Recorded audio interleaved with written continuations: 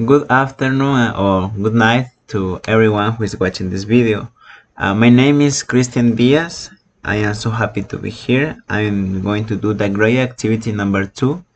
Explain what agreement in syntax refers to by analyzing its rules in a video recording.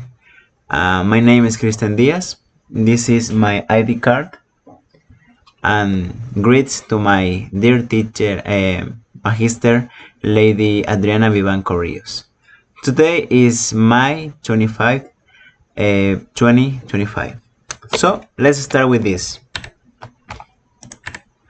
Agreement in syntax is a concord between noun phrase and verb phrase. It's a brief summary of what agreement is.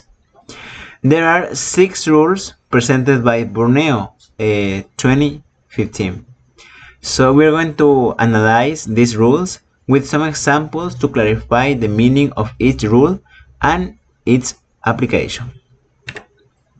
So the first rule says that check the subject before the prepositional phrase headed by of. Here I post 2 examples. Some groups of plants are very rare here.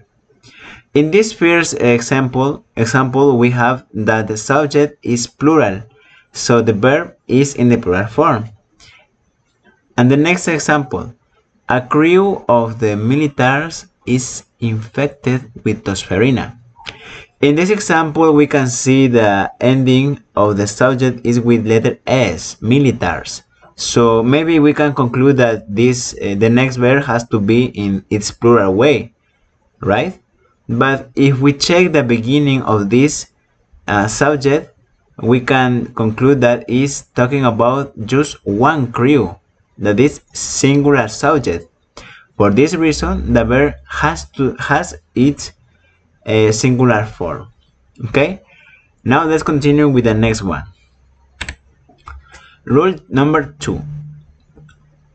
2 singular subjects connected by or, either or neither nor require a singular verb. What does it mean? Let's see some examples. The first one, Christian or his dog has to be at home. We can see two subjects, right? 2 singular subjects, Christian and his dog, but the verb is in singular way. Let's see the next example.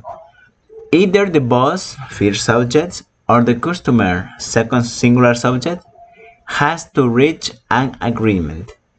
Has is in singular, but we have two subjects. What happened? In these examples we can see that we have 2 subjects. We could think that if there are 2 subjects, then the following verb has to be in plural, but it doesn't work like that, because the singular subject are connected by the words or, either or in the second example. For that reason, the following verb has to be in its singular form, as we can see in the examples. Now let's check the rule number 3. Okay, when having singular and plural as subjects and we use or, either or neither nor, this must agree with the noun or pronoun closest to it. We're going to check some examples.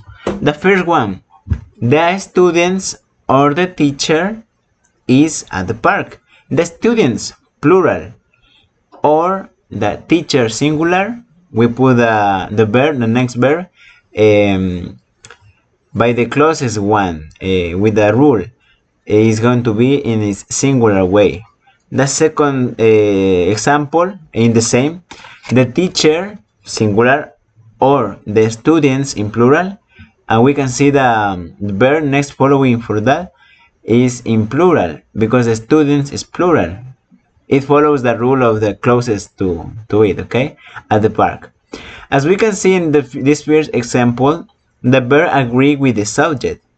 If the closest one is plural, then the verb is in plural form, has the second part. But if the closest subject is in singular, then the verb is in its singular way, as the first example. Now let's check another example. In this case, neither the dog nor the dogs aren't in the pool. We have the first subject, dog, is singular, and dogs is plural. So for that reason, the verb is in plural, aren't. In this case, we have the same consequence. There are two subjects, one is singular, the other is plural. The closest one to the verb is in plural, so the verb has to be in its plural form. Okay? Let's continue with the next one. Rule number 4. When the subjects are singular or plural and are connected by and, use a plural verb form. There are some examples. The director and his friend are in the school. The next one. The students and the teachers are very angry for that. In these examples, we have that in the first one there are two nouns in the singular form, but they are connected by and, so it immediately transforms these singular objects in plural. For that reason, the verb is in its plural form. In the second example happened the same, but the nouns are in plural. But in the same way, their verb has to be in the plural to respect the rule. Now let's check the number 5. In cases in which the singular subject is separated by phrases such as along with, as well as, the verb remains in agreement with the subject since these phrases are not part of it. The examples are the doctor as well as the nurses is very disappointed for that. I, along with my bike, am going to the driver. In these two examples, we notice the use of along with and as well as.